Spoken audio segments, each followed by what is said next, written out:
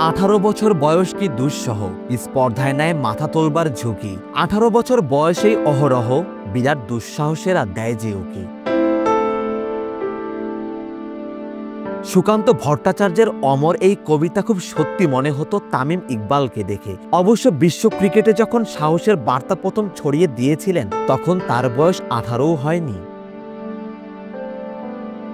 Queen's park ওভালে যখন জহির খানের delivery আছড়ে ফেললেন গ্যালারির দোতলায়, ধারাভাষ্যে বিস্ময় কণ্ঠে ইয়ান বিশপ তখন বলেছিলেন, look at this, it belies a 17-year-old really showing very little respect to the elder statesman. 2007 বিশ্বকাপে সেই ভারতবধ কাব্যের দিনে ক্রিকেট দুনিয়া জেনেছিল বাংলাদেশের 17 বছর বয়সী এক সেনানী আছে, ভয়শূন্য যার চিত্ত, উচ্চ যার শির। তামিম ইকবাল তখন সাহসের বিজ্ঞাপন, বাংলাদেশের জবাব, দমকা হাওয়া, দিন বদলের গান, দুর্নিবার স্বপ্ন।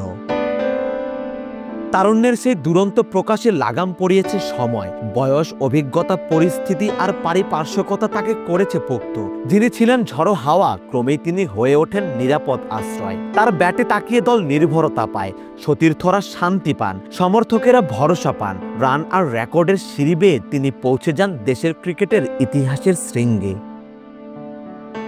সেই অভিযানে বিরতি পড়েছিল 1 বছরেরও বেশি সময় ধরে। এবার সেটির পাকাপাকি সমাপ্তি হলো। তামিমের আন্তর্জাতিক ক্যারিয়ার এখন আনুষ্ঠানিকভাবেই অতীত হয়েছে।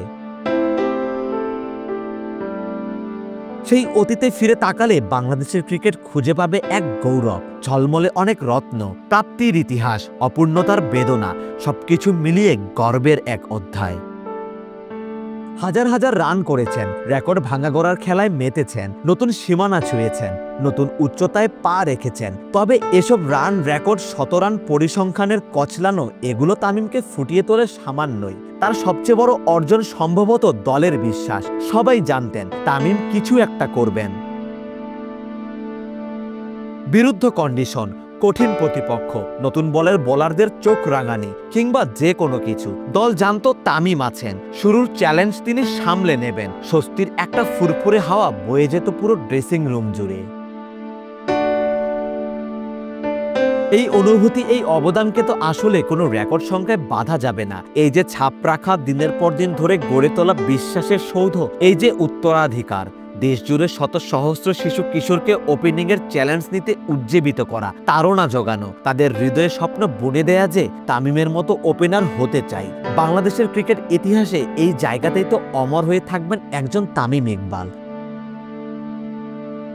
তার আগ্রাসন, তার মানসিকতা, এসব শুধু ব্যাটিংয়ের ধরনেরই নয়, প্রকাশ পেত তার ডাকাবুকো চরিত্রেরও। প্রতিপক্ষের চোখে চোখ রেখে কথা বলা, মাঠে স্লেজিং কিংবা কথার লড়াইয়ে পাল্টা জবাব দেয়া, বেয়ে থাকা মনোভাবকে মাটি চাপা দিয়ে জ্বলে ওঠার বীজ বপন করা, হীনবন্যতার ভূত তাড়িয়ে আত্মমর্যাদার রোশনাই ছড়িয়ে দেয়া, এসব কারণেই তো বাংলাদেশের ক্রিকেটে অম্লান হয়ে রইবেন একজন তামিম ইকবাল। স্কোর কার্ডে, রেকর্ড বইয়ে এসব কিছু লেখা থাকবে না, কিন্তু সাক্ষ্য দেবে ইতিহাস। লর্ডসের সেঞ্চুরি করে আকাশ ছুঁতে চাওয়া আর অ্যাটেন্ডেন্টের দিকে ইশারা করে অনার্স বোর্ডের নাম লিখতে বলা, কেভিন পিটারসেনের চ্যালেঞ্জের জবাব দিয়ে ওল্ড ট্রাফোর্ডে সেঞ্চুরি করা, এসব শুধুই চটকদার সেঞ্চুরি বা রোমাঞ্চকর গল্প নয়, বাংলাদেশের ক্রিকেটের তখনকার দিন বদলের গান। সময়ের সাথে দলের প্রয়োজনের সঙ্গে নিজের ভাবনার মেলবন্ধনে বদলে গেছে ব্যাটিংয়ের প্রতি তামিমের দৃষ্টিভঙ্গি। তাতে ধারাবাহিকতা বেড়েছে, নির্ভরতা পোক্ত হয়েছে, রানের জোয়ার বয়েছে। এই সময়টাতেই তিনি হয়ে উঠেছেন ভরসার আরেক নাম। সংকট যতটাই থাকুক, যত তীব্রই হোক চ্যালেঞ্জ, তিনি ছিলেন কখনো দলের বর্ম, কখনো বা ছাতা হয়ে।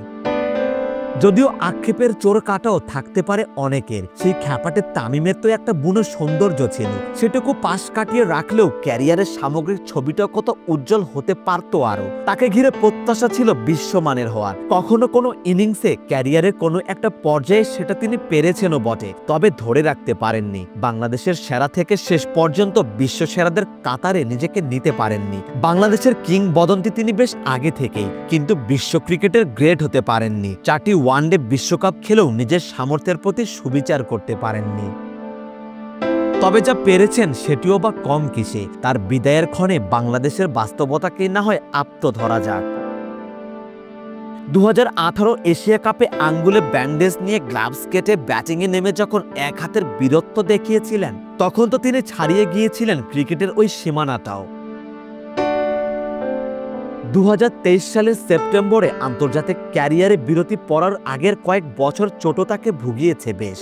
সাথে কোভিডের হানা তো ছিলই, নইলে আরো সমৃদ্ধ হতে পারত তামিমের পরিসংখ্যান। কে জানে 10,000 ওয়ানডে রানের মাইল ফলকও হয়তো ছুঁতে পারতেন। 2023 সালে আফগানিস্তানের বিপক্ষে অধিনায়ক হয়েও সিরিজের মাঝপথে অবসরে চলে গিয়ে নিশ্চিতভাবেই আবেগের কাছে আত্মসমর্পণ করেছিলেন তামিম, নইলে তার ক্যারিয়ারের শেষের ভাগটাও অন্যরকম হতে পারত। পরদিন ফিরে আসার ঘোষণাও খুব বেশি আদর্শ ছিল না। তবে তার ক্যারিয়ার এখন কফিন বন্দি। আপাতত নানা আক্ষেপও সেখানে আটকে রাখা যেতে পারে, বরং প্রাপ্তিগুলোকেই উদযাপন করা যাক। মাঠ থেকে বিদায় নিতে না পারার আক্ষেপ হয়তো থাকবে, তবে এই যে নিজের মনের ডাক শুনে নিজের ইচ্ছেই শেষটা করতে পারলেন, এটাই বা কজন পারে এই মরার দেশে। বাংলাদেশের বাস্তবতায় ওপেনিংয়ের কাজটি যে কত কঠিন সেটির প্রমাণ তো নিয়মিতই হচ্ছে। একটা সময় অনেকদিন ধরেই তামিমের একজন যোগ্য সঙ্গী পাওয়া যেত না, এখন দুই প্রান্তেই তো উপযুক্ত কাউকে মিলছে না যিনি ধারাবাহিকভাবে সফল হতে পারেন। এ কারণেই হয়তো 2025 সালে এসেও তাই নির্বাচকরা চ্যাম্পিয়ন্স ট্রফির 1.5 মাস আগেও কড়া নাড়েন তামিম ইকবালের দুয়ারে। তামিম ফিরতে রাজি না হয়ে ভুল করলেন নাকি ঠিক করলেন, সেই বিতর্ক জমজমাট থাকবে বেশ কিছুদিন। তবে ওপেনার মানেই যে তামিম ইকবাল, বাংলাদেশের ক্রিকেটে এই সত্য টিকে থাকবে অনেক দিন, হয়তো চিরদিনই থাকবে। তামিম ইকবাল, আপনাকে আমরা মনে রাখবো।